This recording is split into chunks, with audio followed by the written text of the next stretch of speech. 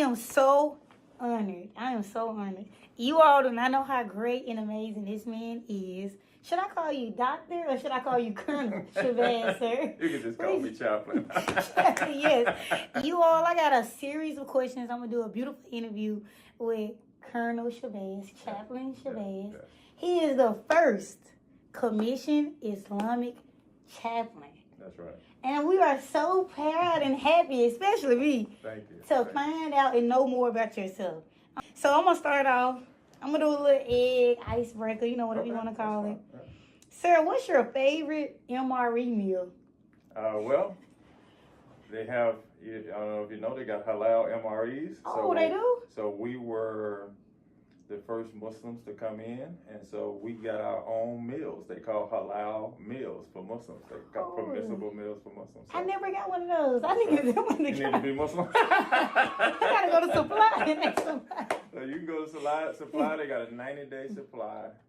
Just put the NSN in there. You can get halal MREs. They great too. They great too. I'm gonna try that. I'm gonna tell you if it's good. I'm gonna try. I'm gonna do a video of trying it. Yeah.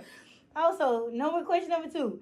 If you had to compare your leadership style to a character from a movie, what movie would it be and why? What movie would it be? My character would be Denzel Washington in Training Day. I know that's crazy, right? What? I'm the chaplain. He was the bad guy. He was the bad guy, but if you understand who I am, like I'm the first Muslim chaplain, so sometimes people do a lot of disrespect of me because I'm Muslim. I've been in 20 years, and they see the crescent, and they think that I'm fighting for the enemy and all that kind of stuff. So if I could do a character, I would be Denzel Washington. Yeah, you remember the scene? I put cases on. That's right. If I could be that, that's what I would be. But since I'm the chaplain, I'd be like, God bless you. That's illegal. I like that. I like that. That's right. Sir, what's the weirdest piece of advice you ever received from a soldier? The weirdest piece of advice that I've received from a soldier is that I need to be more chaplain-like. What does that mean? Well, you know, most people think I'm just a little bit too out there, you know, a little bit too loud, a little bit too showy, you know, talking about my degrees and my career and stuff all the time. That's weird because most people don't even know chaplains. Nobody even comes to see chaplains because, you know, maybe they're a little weird sometimes. But by me being out, me being on the internet, people get to see me, talk to me. I get to meet people like you. You got my first coin from USAPAC. I did get the first coin. That's right. So, you know, me making myself approachable, I think it works. Now, I could stay in the back. I could be bougie. I could take my degrees. I can go sit on my couch and tell people how great I am. But that is not what a chaplain is supposed to be. A chaplain is supposed to be a person that helps people. So I don't know if you know it or not. I put 81 people through officer school. What's the first thing I asked you? You told me about it. I want to be number 82, y'all. That's right. So I go out and try to do that and help soldiers. I live my life to help soldiers. Yeah. I like that. I respect it. I like the chaplain you are, though. Thank you. So don't take that soldier advice. Keep it. We like the one he is. I love it. Thank you. Number 4. If you could create a new Army tradition, what would it be? The Army tradition would be for people like me. When I say people like me, people who are of rank, to spend a day or two with soldiers who are E5 and below. I think they're going to love that one. I think it's important, you know, because you don't know my story, but maybe you know my story. I was an hour away from suicide, and I was on extra duty. I just received my second Article 15. Sergeant Major comes down, and he takes my hand, and he says to me, man, I'm going to get teared out, but Oh, they'll make me cry. he said, you know, you are more than your poor self-esteem. You know, you are more than your poor self-worth. And I believe in you. And when he said he believed in me, it gave me confidence to be something in life. And so I spent all of my time trying to make him proud. You're going to make me cry. And what was his name? His name is Command Sergeant Major Jonathan Ballard. Oh, you still remember his name to this day? Absolutely. And that's part of the reason I do what I do, because, you know, it means the world to a soldier for me to walk up in the PX, full bird colonel, and say hi to them. Can I help you? with anything. Give them my number. Did I give you my number? He did. And say, anything you need, let me help you with. It means the world to soldiers. So if I could change something for a day, that's what that'd be. I like that. I really Yeah. appreciate that. That was from the heart too. Yeah. Oh my gosh, don't get me emotional, sir. Sir, have you ever had a moment where you accidentally used military jargon in civilian settings Always. and got funny looks? No, I'm always. I'm 100% soldier, right? So if people say something to me, I say who, Roger that or whatever. I don't. It's hard for me being an authentic person to change who I am once I'm in the civilian world. You know what I'm saying? I do. So yeah, that's who I am. I use it all the time. I like it. I like Yeah, it. yeah. What's the funniest nickname you've been given or heard in the Army? Well, they call me the MRE officer. The because- MRE, because of how No, because it's got a crescent on the MRE. You never looked at it, right? Oh my gosh, I gotta read Yeah, the that. guy thought I was an MRE officer. Just recently, they asked me if I'm in the Space Force and do I work for NASA? Because you won't see any of these. There's only 5 of us in the Army. Oh, is there any other branch like I Air think Force? it's 1 in the Air Force, and there are no more in the Navy. Wow, what's crazy? I know you said it's 5. You the only one I met that's size of 5. You probably won't see another one your whole career. Oh wow. I mean, we too spread out. You know what I'm saying? So they put us in different regions so we can take care of the different populations. And you said you are the USERPAC chaplain over the whole Pacific. Yeah, I'm the USAPAC command chaplain, so that means I am the top chaplain in USAPAC. So all of the chaplains that you see, they fall under USAPAC, and that means I'm the top guy. He's the top dog. Whoa! Whoa! Woo-hoo. Can you get promoted to general? Can a general be a chaplain? There are 2 generals. One is a 1-star, and the other one is a 2-star. There has never been, obviously, a Muslim chaplain to be a general officer, because I'm the first person that has made it to this rank of colonel. He the first colonel. I'm the first person first Muslim to be a division chaplain, first Muslim to be a colonel, first Muslim to work at a 1-star command, first Muslim to work at a 2-star command, first Muslim to work at a 3-star command, first Muslim to work at a 4-star command. So there's never been a Muslim general. So could I? Maybe. I hope so. Yeah, I hope so too. He's top 2 and he ain't even number 2, y'all. He's first in everything.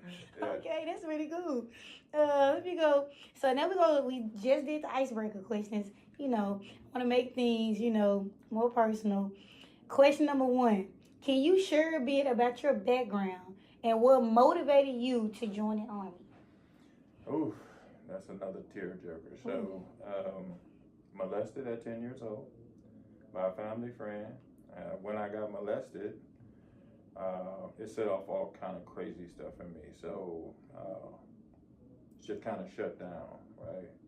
Special education in the 8th grade, failed the 9th grade, failed the 10th grade, and just when I was up on my feet again, I failed the 12th grade. So I had to go to summer school. I graduated, and I got to go to college because I got this big, humongous body. So I was an athlete. I went to college, but I was still drinking myself to sleep at night.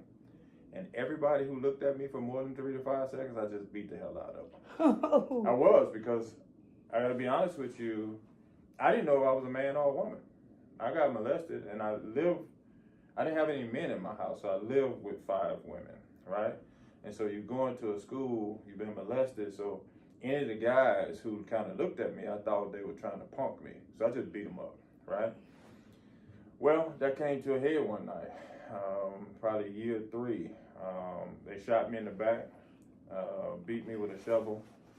They were swinging it at my face, and I'm blocking it. I'm trying to block it. Oh, you still got the marks. I still got the marks. I'm trying to block it with my forearm. So I got deep cuts on me. They shot me in the back, and they flew me out to Tyler Medical Center, where I almost lost my life. So you come back. I came back from that after 6 months, right? So this is the part that gets tough. So I see the kids who shot me, right? And so this is the importance about having good friends. So my friends said, hey, eliminate him.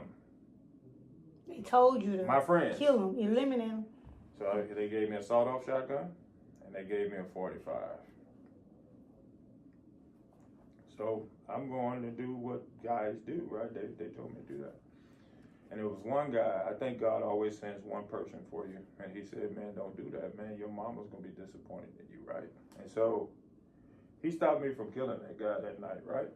And so I'm here because he stopped me, you know, because I was going to kill him. I did beat him up. I beat him up. You did something. I mean, he shot you in the back. I beat him up pretty bad, but, you know, that's my background of just trauma.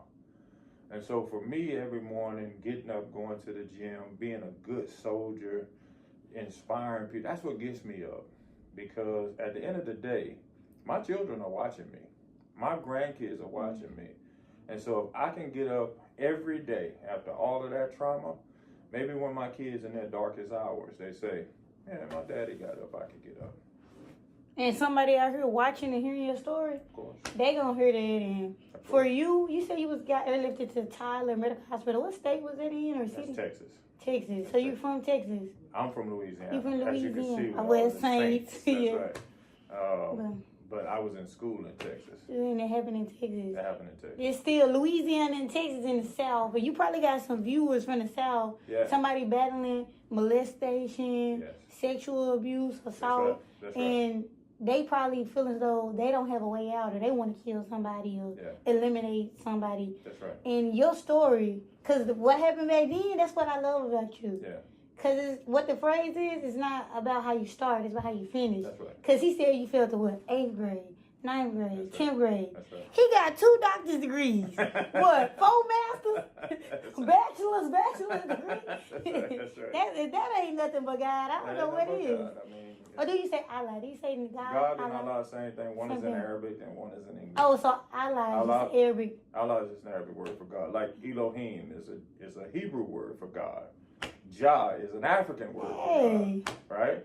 But in English, it just means God. And you speak Arabic. Tatakella lukum talalabi. I love What it. shamsi wadduhaha. والقمر إذا تلاها والنهار إذا جلاها والليل. Yes, I I speak love Arabic. it. You can sing in Arabic too. It sounds good. That's right, thank you. That's pretty cool. I wish I could. I need to learn something. I learned that at 29. Oh, you look very young too. I'm pretty young. I'm 55. You are young. You are young. You said you've been in how many years? 28? 33. 33. I've been married 33 years, and I've been in the military 33 years. I wanted to come in the military to get some discipline and be able to be a good husband and a good father to my children. That's good. I bet they're so proud of your wife and your. Yeah, I hope they're kids. proud of me. I just know that. I hope they're proud of me. If I'm proud, and I didn't even grow with you. I know they are. I know they are. Yeah. Okay, I'm sorry. So, question number 2. What has been the most rewarding experience of your military career? The most rewarding experience is to get to see people cross over from enlisted to officer. I got to be honest with you. They invite me to their ceremonies. I go speak at their ceremonies, and to pull, I won't say kids, but to pull young soldiers who sit on my couch in tears, who can't even get up to have self-esteem, and I raise them up after 2 or 3 years. They go to school and they become officers. Phenomenal for me. I do that over and over, and that's my life mission, to make sure. If I got to keep bringing you back to you. What was the first question? What you doing in school? What you want to be an officer? Take my number. That's the question that I ask soldiers over and over and over. You gotta make me I want to be number 82. Make me number 82. That's right. That's right. How do you balance the demands of your role with personal time and family time? Well, you know, I think most people waste 8 hours a day, right? They do.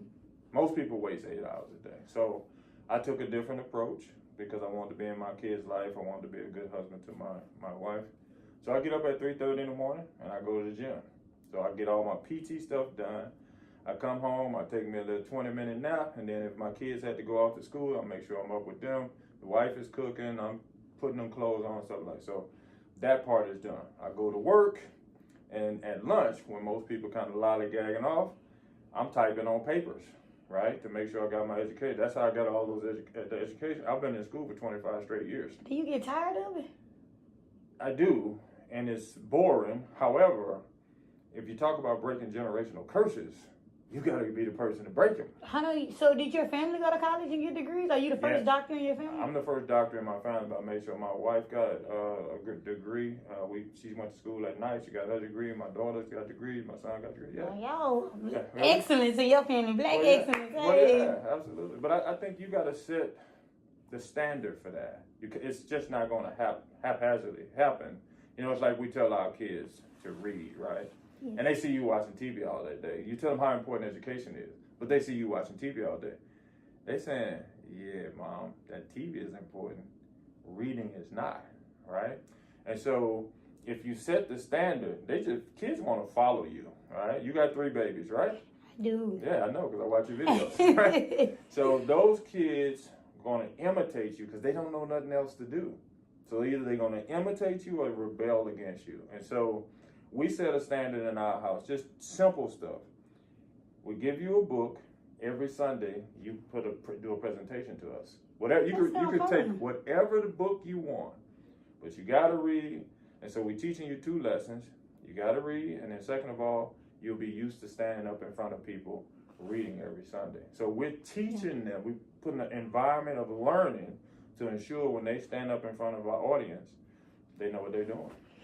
I'm gonna try that with my kids. You should. I'm gonna start that this week. Yeah, you should. Just it doesn't matter what they read. They're gonna stand up there. You're their audience, and you are ensuring that they can do and be what you want them to be. I like that. I respect that a lot. I respect you a lot, so I really do. Thank you very much. Can you describe a challenging situation you faced and how you overcame it? Well, being the first of anything can be very challenging. I walked in. I'm a very excitable person, as you can see. Yes. I'm an extrovert of extroverts. So I just became an officer. I'm a captain. I'm walking my first battalion, and I'm so hyped. Sir, my name is Chaplain Shabazz. He wouldn't shake my hand. He says, I'm sure you're a nice guy, but we got some problems with your religion, how you guys treat women. Have a nice day. So he didn't talk to me for 9 months. Oh. I went to my car and I cried. I'm a sensitive person too, even though I'm a big man, because I like people to like me and I like to like people. I went to my car and I cried and I said, you know what? I'm not here for him anyway. I'm here for these soldiers. That's why I became a chaplain. So you probably won't hear me going around quoting 10,000 scriptures and, handing out Bibles or Qurans. I'm here to help people. So that was my mission. And I'm glad that happened because it made me realize I'm here for these soldiers. And so I went out and did my soldier thing. And after 9 months, to his credit, he came in front of the battalion, gave me a coin, and he said, I have wronged this officer. Oh, he rewrote his wrongs. Well, I helped him do that because I was effective. So sometimes we get so in our feelings because people discriminate against us, sexism, racism, discrimination. Go out and do your thing. There's an old saying, my dear niece, it says, some of the strongest people in the morning cry themselves to sleep at night. Cry yourself to sleep at night, get up in the morning, come do your freaking job. Because I believe, personally, you can transform those people who don't like you by just being excellent at your job. And they'll never have to like you, by the way. But as long as they're fair on that paper and you get to your next place. I like that. Yeah. I like this, y'all. This is getting good. What qualities do you believe are essential for someone to succeed in the military? Absolute grit. Grit. What do you mean? And grit mean not grits from Louisiana that you throw on people. I love some grits. I love grits with some sugar on it. Sugar and butter. You gotta have sugar and butter. Yes. If you don't eat sugar and butter, first of all, you're not even a person. Thank you. People be talking about salt and pepper and cheese. No, man, please. Sugar and butter. Sugar and butter. But what I mean is, you came in the military for a reason. Everybody got their reason. Whether you came for college, whether you came for your kids, whether you came for whatever. That has to be your sole reason, right? When I'm doing a PT test, I'm trying to pass because I came in for my wife and kids. When I'm going to school, I came in for my wife and kids, right? So I'm not thinking about anything but making sure that I'm successful for them, And so when I'm in basic training, I can't shoot because I can't see. You know, I pulled out my wife and kids' pictures, started crying, and then I just stayed out there all day until I passed. You know what I'm saying? It's not that you ain't gonna get angry. It's not that you're not gonna be mad. It's not that you're not gonna be frustrated. But why the heck did you come in? That's your purpose. You can't get mad. You can get mad at the people, but you get out, and then what happens? You got some more people you're gonna be mad at. Yes. Right? It's not really about the Army. I know it's crazy you say a colonel sitting here telling you this. It's not really about the Army. It's about you and what your goals are. The Army benefits from that, but guess who benefits more? Me. You. Okay. How has your leadership style evolved over the years, and what is your take on social media in today's Army? So you can ask the first question, then the second. My leadership has evolved over the years because at first, honestly, I was so against what the Army didn't do instead of becoming the leader that I wanted to become so I can change some of those things, right? But just by leadership alone. You know, it's an old saying, your leadership is a sermon, be careful how you preach it, right? You can't change anything until you become in charge. So I used to get frustrated with my platoon sergeant because he did certain things, or my section sergeant because he did certain things. I was an E4, and I was like, why did he do this? Well, he don't care about it, da-da-da. So I started doing correspondence course. I started going to school. I became an E5. So then I became in charge of people, and then I did it how I wanted to do it. I like that. You said you started off as a private, too. I was a private. From private to colonel. A private to colonel, right? You started from the bottom. Now I'm here. I love it. That's right. That's right. I like it. That's right. I like it. But yeah, I went in. So, like, if like, say when the soldier needed to go to the field, or so I couldn't go to the field. Yeah, somebody couldn't go to the field, or they needed a hospital appointment. So I just took care of that. I vouched for them. Say, hey, I got them. They're accounted for. So, but you can't do that if you're not in charge. You see what I'm saying? So, I do. Hold on. I like how you took care of the soldiers too. Yeah. Also, what is your take on social media in today's Army? I think social media is great, right? But I think soldiers need to use it in a context where they're helping people, or if it's funny, like your videos are funny. But you got to be aware of the people who don't like them. I got a lot of people who don't like mine. Right. So that's why you have to stay within those limits. I got 1.3 billion views on my social media. So people are looking for me to mess up. People looking for me to do something dumb in uniform. My friend's battalion commander, he got relieved because he had the N-word in uniform. Somebody turned his video in, he got relieved. And so he called and said, you know, this ain't fair. You know, other people. I said, listen, bro, it ain't. If you want fair, go to the fair. I mean, I gotta be honest with you. If you in this uniform, I would caution any soldier to just keep it strictly clean, because when they come after you, it's over for you.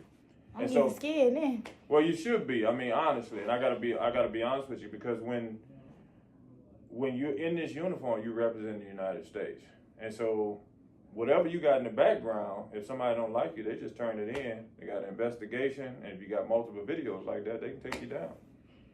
They really can. It's eye-opening for the ones watching. Yeah, no, it's important. I got a battalion commander friend that got relieved, 2 majors, and a captain. All of them my friends, and they all got relieved because of TikTok. That's why if you see all my videos, they're about weightlifting, they're about quotes, they're about. I rarely even do funny stuff because I don't do a lot of stuff in uniform, but if I'm in uniform, I'm 10,000% careful. That makes sense too, because you got a lot to lose. Well, we all do. Well, we do. Yeah, I mean, you got 3 But they'll put you on the Army time. Well, I'll be in Army versus time. me. For sure. They have you on the. Yeah. Yeah, I'll be on Nightline News. Yes. Reported live. CNN. Mine to be swept under the rug. Yours to be blasted everywhere. That's true. The former used to pack Chapman. They have a picture of you on the time. Hey, I'll be in there like. Yeah, they be using the most off guard pictures of these people. That's right. Yeah, so sir, what advice would you give to someone considering a career in the military, sir? 100% do it. I would too. Well, you have to, because it is no other place in the nation that gives you this many opportunities and to go to school, if you use it correctly, to go to leadership schools to grow and become free education, free medical, free dental. People say, well, you got to go to war. Well, not if you choose the right job. If you're in the infantry, yeah, you're probably going to be kicking down some doors. But if you come in, you get good advice from people like me and you who've been in, you can tell people what job to choose. And you come in and get all of those benefits. I'm not saying you have to stay 20 years. You don't have to stay 20 years, but I think you should, at any organization you're in, whether you like it or not, you should get the most out of that organization, because it's not going to benefit you, it's going to benefit your kids. That's true. I believe it. Yeah. Can you share a memorable story from your time in service? Man, I got so many memorable stories. I mean, just being who I am. I was in the Wall Street Journal. Oh, that's pretty I cool. was in the Washington Post, New York Times, Good Morning America, Dateline. I've been on a number of shows just because I'm breaking all of these glass ceilings. Army Times. For good. For good, right? And then I meet a celebrity, y'all. I met a celebrity. yeah, and just I was in Kuwait and I spoke to 6 million people. I was the guest speaker up in Kuwait. So it's been a lot of stuff. Honestly, it's a lot. I mean, but I'm grateful that I had the opportunity. Really. That's pretty cool. No, I'm talking to somebody. How do you stay motivated and focused during difficult times, sir? I see your face. I see their faces. I see my children's faces. I see when I walk into a room, young people saying, damn, that's him. I'm saying it. Right? I'm I saying remember it. you made me remember when I first met you in Hawaii. So what right do I have during difficult times? And God has allowed me to make it here, to pity myself when I got so many people that admire me. You know what I'm saying? Like, that gets me up every morning at 3 o'clock, and I'm in the gym by 3:30 because I'm making videos to make sure that somebody out there one day who see their videos, I might save his life. It's got a guy on TikTok named Carly's dad, right? I always use this story, and he saw my video, and he said, man, thank you so much. You know, I was thinking about suicide. I read your story. Now I'm not going to kill myself. That's a blessing. Yeah, it is. I mean, so if God gives you an opportunity like this, yeah, times get pretty hard for me, as you can imagine. Yes. But for me, I'm like, boy, so many people who would die to be in this position, and you whining. So that's what keeps me up. I like that. What are your plans or goals after retiring from the military, sir?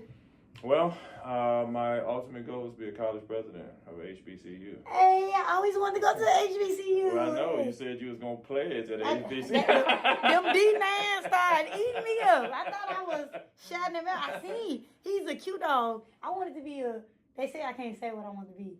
What? I want to be your sister.